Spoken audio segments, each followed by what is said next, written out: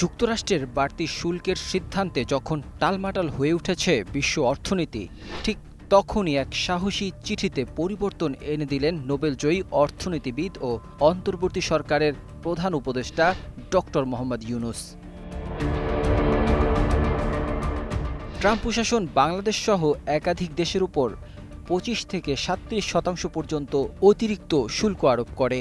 বাংলাদেশের ক্ষেত্রে এই হার ছিল সর্বোচ্চ ৩৭%। অন্যদিকে ভারতের ওপর ছিল ২৭%। এই বাড়তি শুল্কে ঝুঁকির মুখে পড়ে বৈশ্বিক বাণিজ্য। আশঙ্কা করা হচ্ছিল পাল্টাপাল্টি শুল্ক অব্যাহত থাকলে নতুন করে এক মহামন্দার মুখে পড়বে বিশ্ব। এই পরিস্থিতিতে ডক্টর ইউনূস সরাসরি চিঠি লেখেন মার্কিন প্রেসিডেন্ট ডোনাল্ড ট্রাম্পকে। চিঠিতে তিনি ৩ মাসের জন্য বাড়তি শুল্ক প্রত্যাহারের অনুরোধ জানান। চিঠির মাত্র ৪৮ ঘণ্টার মধ্যেই আসে চমকপ্রদ পরিবর্তন। ট্রাম্প তার নিজস্ব সামাজিক যোগাযোগ মাধ্যম ট্রুথ সোশ্যালে ঘোষণা দেন, চীন ছাড়া অন্য সব দেশের উপর আরোপিত বাড়তি শুল্ক ৯০ দিনের জন্য স্থগিত করা হচ্ছে। যুক্তরাষ্ট্রের বাজারে ইউরোপীয় ইউনিয়নের দেশগুলোর স্টিল ও অ্যালুমিনিয়ামের উপর ২৫% অতিরিক্ত শুল্ক আরোপ করে। ট্রাম্পের এমন সিদ্ধান্তের জবাবে বুধবার ইউরোপের বাজারে যুক্তরাষ্ট্রের পণ্যের উপর ২৫% শুল্ক আরোপের ঘোষণা দিয়েছিল ইইউ। এখন ট্রাম্পের এই ইউটার্নের জবাবে ইউরোপীয় ইউনিয়নও পাল্টা শুল্ক চাপানোর ভাবনা থেকে ৯০ দিনের জন্য সরে এলো।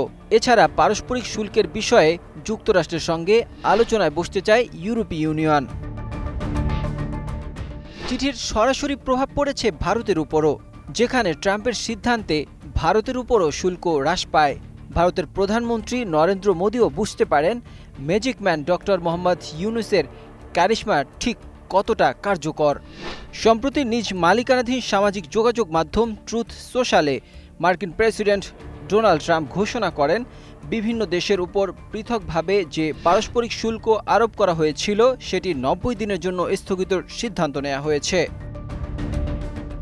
এদিকে যুক্তরাষ্ট্রের এমন সিদ্ধান্তে যুক্তরাষ্ট্রের শীর্ষ ৭ প্রযুক্তি প্রতিষ্ঠানের বাজার মূল্য বুধবারই ১ ট্রিলিয়ন বৃদ্ধি পায়।